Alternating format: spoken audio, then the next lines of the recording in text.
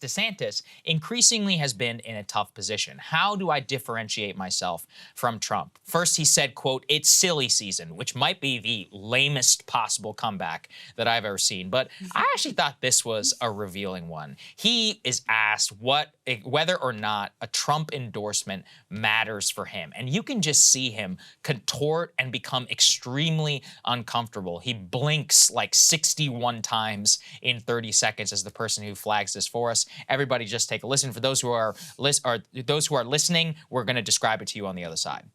In 2023, how much do you believe a Trump endorsement matters in American Republican politics today? I don't know. I mean, I think our voters always make their own decisions.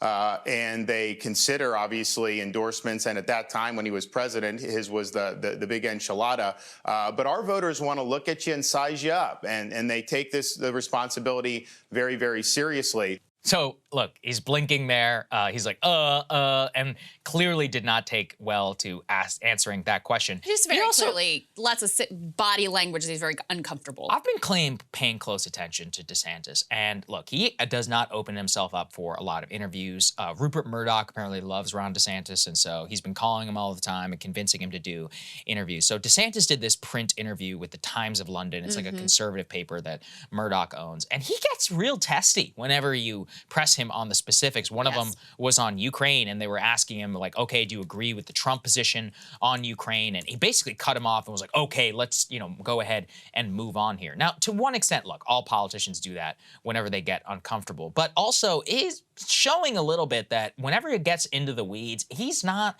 comfortable just passing these things around. Now, look, he is a governor, so he doesn't necessarily have to have an answer on these, but, you need to show a little bit more of a backbone whenever you're in these interviews if you're going to want to be a presidential candidate and have a real lane outside of where Trump is right now. He's just trying to have it all both ways. I'm not comparing Ron DeSantis to the political capabilities of Kamala Harris. Okay. However, I will say that prior to her running for president, the word in political circles was that she was very cautious.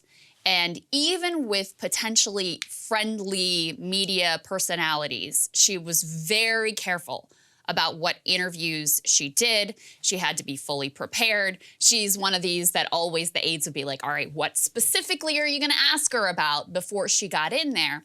And I think in part because she didn't get that practice of mixing it up with the press, or was incapable, I think, really, of being able to mix it up with more adversarial questioning, it made her a very brittle political figure, where the only thing she could really do was, if she had like a set piece that she'd practiced and talking points that she'd practiced, she could deliver them. But outside of that, if you had an actual give and take where you have to think on your feet, which is a skill that you develop like any other skill, she is very, very, very bad. And we've seen that particularly on display during this presidency, the Lester Holt interview, where she's talking about, the border situation, et cetera. So I think that Ron DeSantis is doing himself a disservice by not taking some calculated risks here of getting the practice of mixing it up with more media figures, including some who may be more adversarial, because it's better to have some flubs and some screw-ups now when the stakes are a little bit less high. You think you're going to be able to mix it up with Donald Trump if you can't, handle a Fox News question here? Exactly. So the fact that he is so careful and cautious and pre-planned and selective about the interviews that he does, I think it's a telling sign, and it also, like I said, I think does him a disservice in terms of the practice that he needs to be able to handle a presidential primary. Absolutely right. And at the same time, you've got one of the other potential rivals. I'm putting rivals in quotes here because it would have been more of a media creation. But honestly, I want to give the man props. Larry Hogan, the governor of Maryland, saying, I will not be a candidate in the GOP primary. Let's take a listen to what he said. I think I can continue to contribute toward getting the Republican Party back to a more traditional big tent party that can win elections again without causing being part of a train wreck that might repeat history and just allow us to nominate Donald Trump as our nominee, because I think that would be bad for the party and bad for the country. Really, I just don't believe that he was the right person to lead the party, and we've proven that, and we've lost the last 3 elections in a row. So, look, it gives a case there on why he entering would just make it more likely that Trump would win. And you know what? Let's respect the man. I don't agree with Larry Hogan on a lot, but I think that his calculus is correct. One of those where he's not letting his own narcissism get the better of him. And he's like, I think there's probably another candidate. We could probably all unify around him, vis-a-vis Trump. And then that person has a more realistic chance of taking him down. If you don't want Trump to win, that's the best possible case that you could make. Unfortunately, we have seen that narcissism is pretty significant of a personality disorder amongst the Mike Pompeos and the Nikki Haley's and them of the world. I don't get it. I don't see their case. This is so obvious to anyone with the brain. And so I actually think we should take time to praise the politicians who are realistic. Thank you. You won in Maryland. Congratulations. The idea, though, that you would ever win a GOP primary, it's a complete and total fantasy. So let's give them props whenever they step out. Listen, it's very clear that the best chance they have of defeating Trump is if everybody who's in the Trump skeptical or never Trump faction of the party unites behind one candidate. And if you have, if Larry Hogan jumped in and he got, let's say, 5% of the vote, that's 5% that's not going to Ron DeSantis that he could potentially pick up. And all of that is going to be absolutely critical when you are mounting at this point a real come from behind campaign to try to take out the guy who is the former president and the current clear leader of the Republican Party. He wrote an op-ed about this too. Let's go ahead and put this up on the screen from the New York Times. He said, in part, Larry Hogan, I'm not seeking the Republican nomination for president. I believe the tides are finally turning.